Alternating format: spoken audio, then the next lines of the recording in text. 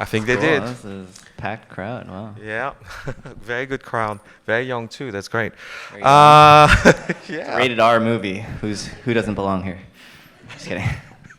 Cool. That's a good start. All right, let's get started. Perhaps with the beginning, in a sense, the title of the film, Dìdi, little brother, right? So in Chinese. So let's. I'd like to ask you about the concept, the theme of family and home, which seems to be quite central so far in what you've made, your short films up to this movie. Can you tell us a little bit about that? About family? Yeah, family and home. Why do you? I There's have some guys one. do sci-fi, you know. No, I mean, I think so much of my 20s, for me personally, maybe some of you can relate, is, and it's a lot with this movie too, it was growing up and kind of, again, like trying to process and look back at my childhood and understand things about my adolescence and young adult life in ways that were, you know, like how they shaped me and how they shaped the work and how they shaped the way I see the world. And I think with my family, I think with me and my friends, we're like emo kids, you know, we're like very vulnerable and sensitive. We talk about our feelings, but I don't really do that with my family. And I want to, you know, I think a lot of people want to be a little more vulnerable with their parents and their siblings. And I think for me, filmmaking has kind of been like a tool in a way when I, you know, for Nǎi Nai Wài Pó, for example, like being able to kind of bring a camera into the equation, into our relationship, actually allowed me to ask them these very deep questions about their childhoods and their upbringings that I am like too afraid to ask them on a day-to-day basis because it is painful and it is sad. But I think to do it in a filmmaking container, I think brings all of us to like an even playing field where the labels of son and mother and sister are kind of dissolved and we're kind of trying to interface with each other on a very human level. And I think as a filmmaker, you kind of just have to go there and you have to be empathetic. And so I think it forces me to be that with my family. So I think your journey into film is a little bit unusual. You didn't really get into film through. You need help? Through independent. Independent. Still, yeah. Air conditioning is working well, but still, it's hot under the spotlight. Yeah, it's hot up here. Yeah. It is kind of literally and figuratively. Right. So the Q&A is great.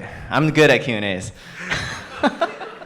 So you got into film not exactly through the typical circuit of independent film. I heard I was reading you got into filmmaking through watching skateboard videos. Was that correct, or did I misread? Skateboarding videos I read somewhere. Yeah, I mean, skating was kind of, I guess, similar to the character, the seed of everything. I think it was the first thing in my life that I really discovered that I felt like was mine. You know, I wasn't trying to copy anybody. It was really a very pure love. And I think through skating, there's just a culture of photography and videos and documenting things. And it's like one subculture that is a combination of so many different subcultures. So it really informed the way I dress and the music I listened to. And again, like skate videos. I just was watching skate videos, and I kind of discovered Spike Jonze through all of that. And like I knew him as a skater. He ran a skate company, and he made all these like seminal skate videos that really shaped me. And then, but I knew him as like a skater. And then, but I loved movies. And then I discovered that he was also like a filmmaker and a director.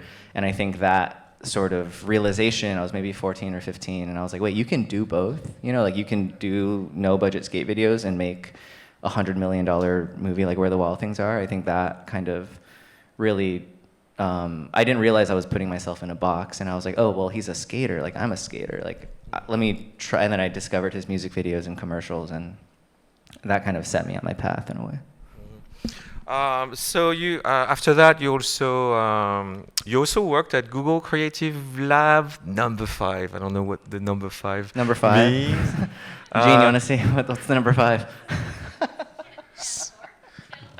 Chan 4-5ers. They were my old work mom and dad right there. They taught me how to cut to a screen. All right. So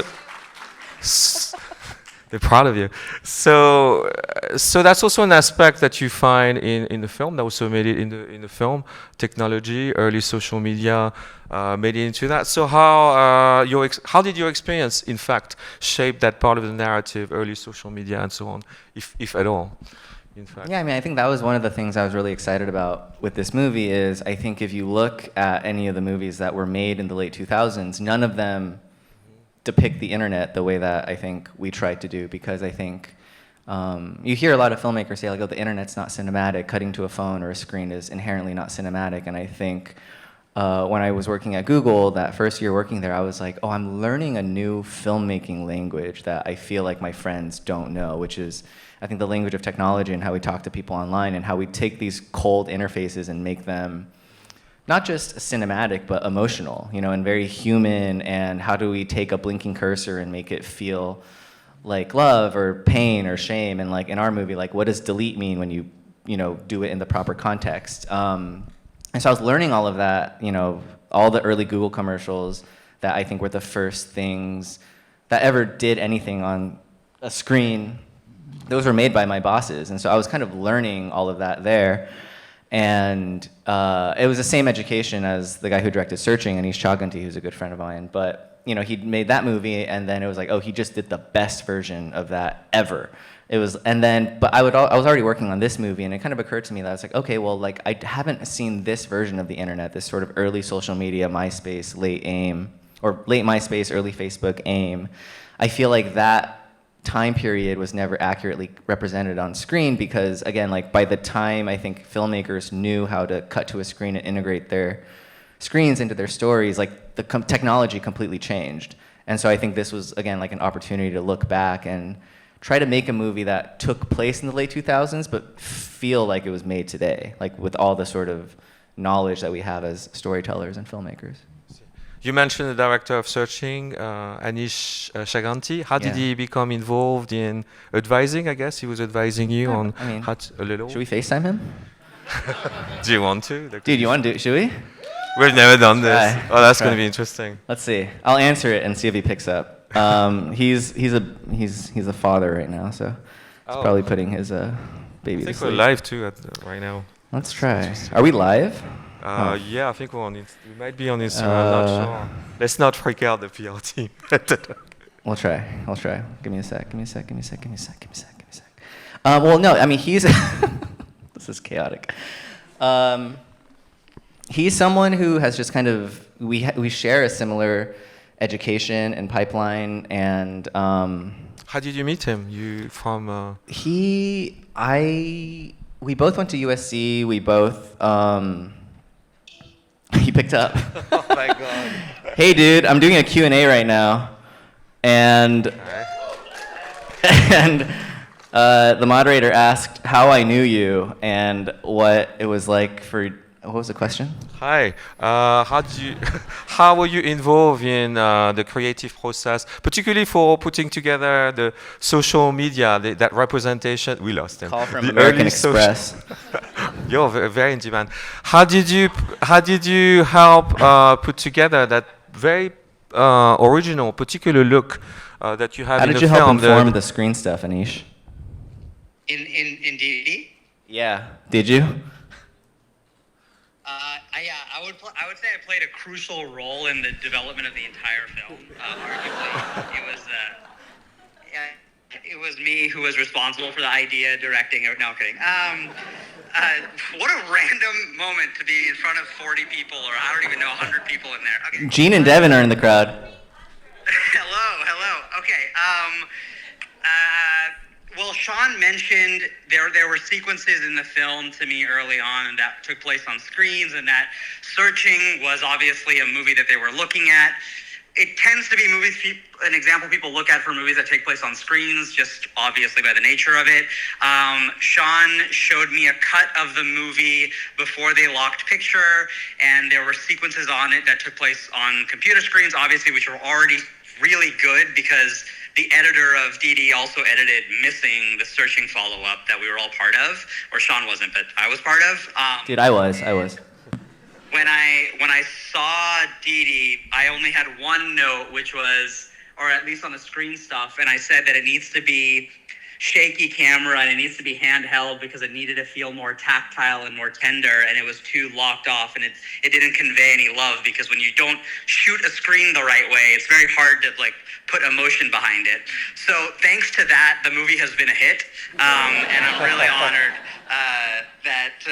no, I'm just kidding. Yeah, that's it. It's just so weird. I'm talking literally into a mic, and I don't know how many people are hearing or what their faces are saying. About 300 of them. That was a great answer. Yeah, great answer. Okay. And Bye, great Nish, film thank too. you. Thanks so much. Great film too, Searching, if you haven't seen it. Anish had a great note. My favorite note, it was a scene we cut. It was one of my favorite scenes. He goes, "That scene is so good. It's so funny. It's a good scene. It's a great deleted scene. Cut it." And he's like, "DVD extra." And I was like, okay. What's the cutscene? Can I ask? What happens? It was in just that like the kids talking in in his bedroom. It was like a funny scene that didn't drive the plot forward at all. Cool. I hope it makes it in the director's cut. I was just going to comment. I think that's truly original. Like you can hear the breathing, you hear the typing. There's no special effects all over. But let me get back a little bit to the substance of the film and how it plays out on screen through the cast. So you did this very acrobatic thing, which is to use non-actors, your own grandma. Yeah, did you guys know that was my grandma? Is that a yes? And Joan Chen, an established on-screen icon, truly. And she pulls a great performance in this. So can you tell us a little bit about the cast? I know a little about the young actor, Izaac Wang, who's wonderful as well. So can you tell us a little bit about putting together that cast and how to make it work? Because you have vastly different experiences, people with a technique, and just basically your grandma. Yeah. Should we FaceTime my grandma? Oh my God.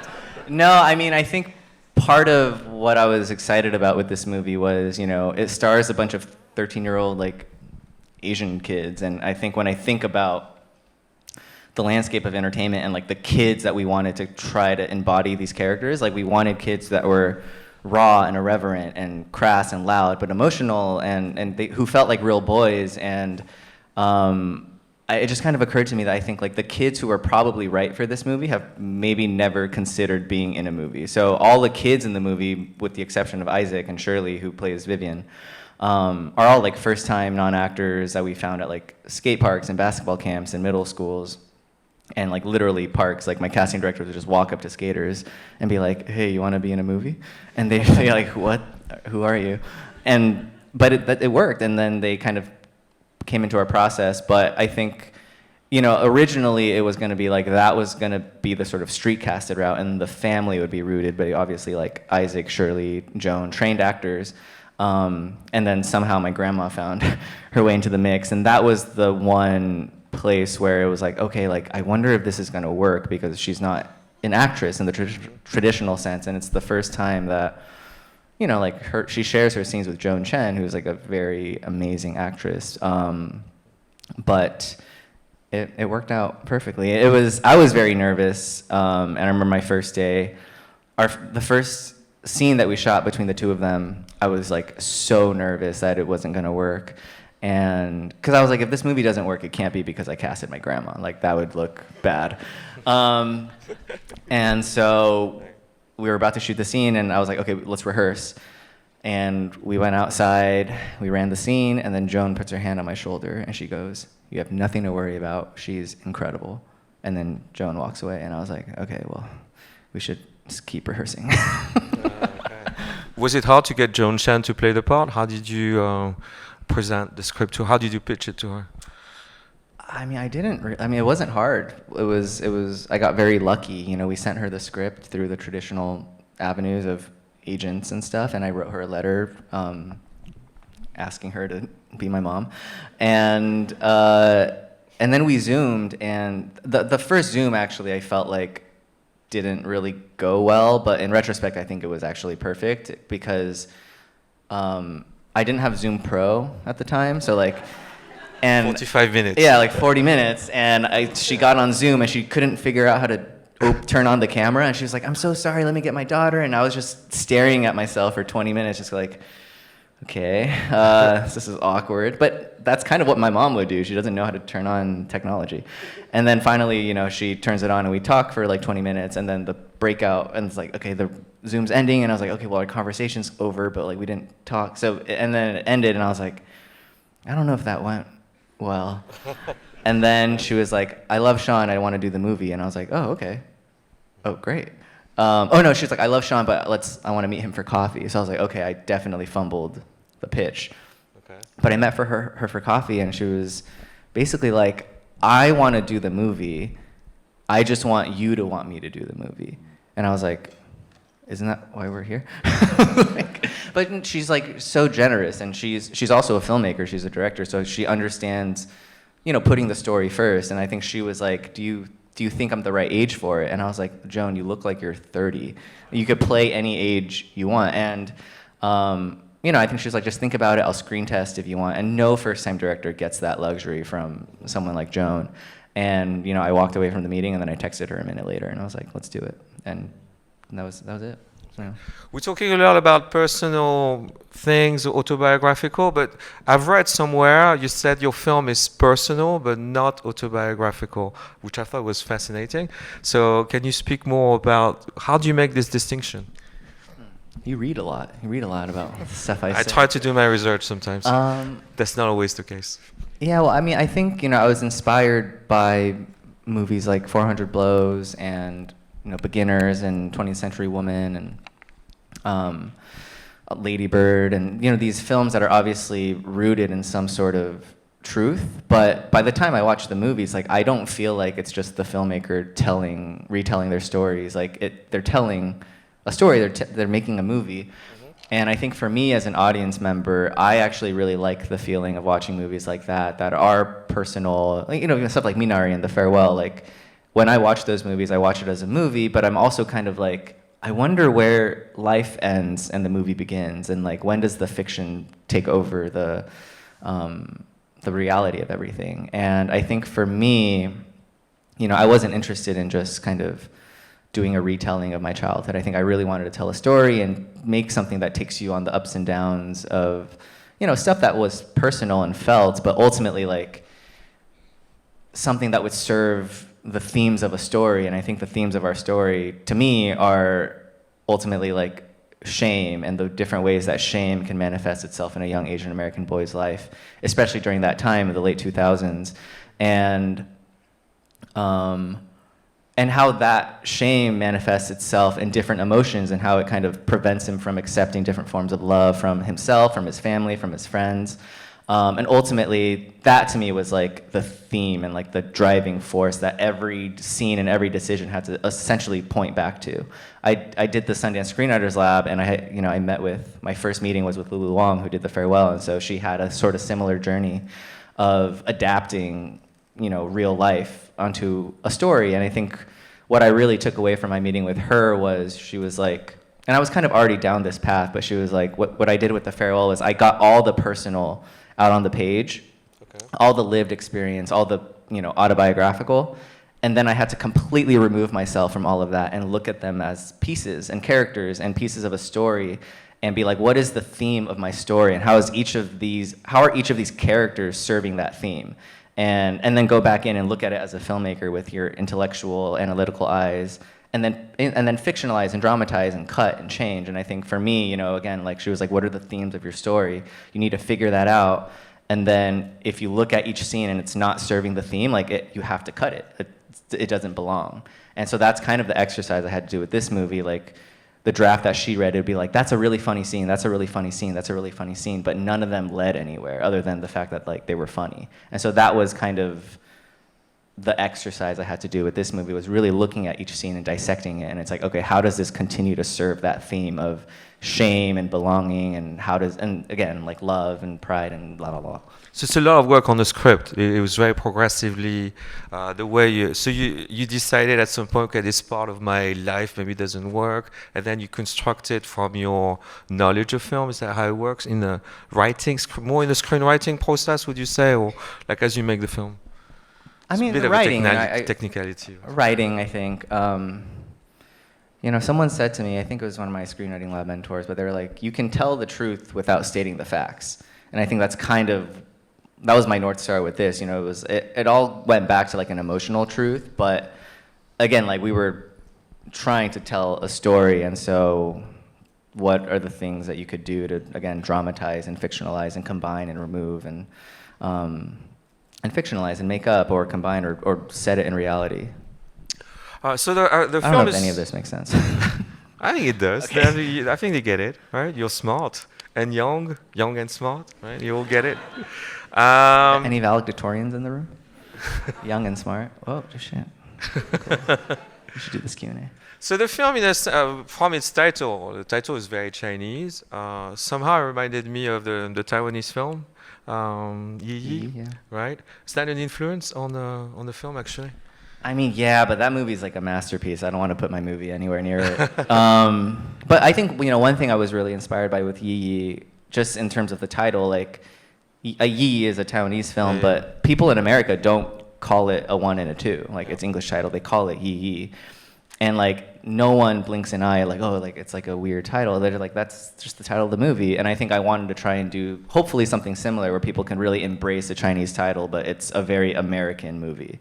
And now it's weird because that's what my mom calls me, and everyone's like, I want to see Didi. I'm like, my mom is everywhere. Like, I just hear my mom, like, everywhere I go now, and it's very weird and strange. You mean she hasn't seen it? No, she's seen it, but she's like, seen it, okay. she calls me Didi, and then everyone now is saying Didi to me, and I'm like, oof, whoa.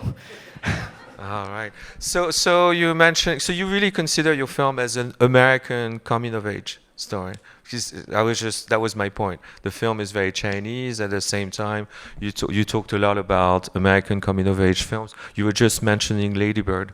So for you, it's really an American film. I think so. Yeah. It is. Yeah. It is. Yeah. It really is. Can you mention, was Lady Bird an influence? Can you talk a little bit about perhaps some of the films that were your biggest inspirations behind? I mean, Lady Bird for sure, but not really at the same time. Yeah. I think my biggest influences were like Stand By Me, 400 Blows. Like the very initial seed of the idea for this movie was very, very simple. It was just, what if you took a movie like Stand By Me that, you know, has 4 white kids in the woods, and set it in a place that I know and had it star kids who looked and talked and felt like the kids that I grew up with, but root it in this sort of, that emotional boyhood that I felt like Stand By Me does so amazingly, which is captured the irreverence and the crassness and the rough around the edges, you know, stupidity and immaturity of boyhood, but also the emotionality and the vulnerability and the sensitivity and the pain and the loneliness. Not shying away from that part of boyhood. But again, like set it in a place that I know and, you know, in a setting that I know and a world that I knew, and hopefully by being hyper specific to that perspective and that experience, we can unlock something that is actually very universal, you know, for anyone. This is our tagline, but like for anyone who's ever been a teenager. And yeah, but I mean, you know, Stand By Me, 400 Blows, Ratcatcher, and Beasts of the Southern Wild, Where the Wild Things Are. Like part of it also is trying to make a movie about kids that wasn't for kids, because I think an honest movie about kids is not suitable for them. It's rated R, like our movie's rated R. Yeah. I have time for maybe one last question as you're running out of time. But can you talk a little bit? There's a clock here. Yeah, cool. There's a clock right here, but no teleprompters. So I want to ask you before closing about the context of the film, Fremont, California, but from a while ago, and I think that's one of the greatest aspects of the film, how you, the MySpace culture, of course, but there's a sense really that you're traveling in time.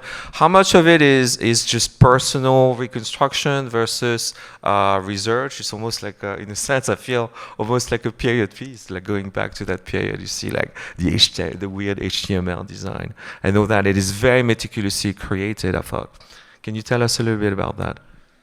Should we face Semanish again? Oh my God. No, I mean it is a period piece, right? Like it's not that far back, but yeah. I think like our UI changes every single day. You look at the UI of Facebook like 3 years ago, it feels different. And I think we realize, I think now, like those interfaces mean they have emotion in our lives. And so the good thing about all the MySpace stuff was I lived it, and so, you know, I did a lot of research and we pulled a lot of screenshots, but ultimately, if we did like an AIM conversation and it was like, I don't know, that doesn't feel right. I think she would use a smiley face that has a colon instead of an equal sign. Because like the way that boys and girls type, like it was their personality back then. It was like, oh no, that girl's a backward smiley face, but that girl's a forward smiley face. And it was stuff like that where it was just like, okay, I don't know. You have a lived experience to kind of draw from, and so I think it's nice when you're like the barometer of authenticity is yourself. And like oftentimes I would see something, I'd be like, I don't quite know why that's not right yet, but I know it's not right. Give me a second. And it would be like, oh yeah, like, and then I would kind of look inside and be like, oh, I remember now. All right, and I think that's all we can do for tonight. Thank you for this movie. Yeah. And thank you for taking my questions. Thank you. No, thank you guys so much for coming. Our movie comes out in 10 days. And we have a distributor now, Focus Features, and it's been really amazing. They picked it up out of Sundance, but this movie was such an indie movie, like in the way that it was made, constructed. It's like an indie at heart, and I think our movie really, really lives and dies by people who tell their friends, buy a ticket, opening weekend and beyond. So if you like this movie, please, please, please tell your friends, buy a ticket, watch it again. If you didn't like it, no, it's gonna happen. Well, I wish your film to get all the success it deserves. It's coming out soon in theaters. Again, thank you so much for coming here and present the film. Thank you.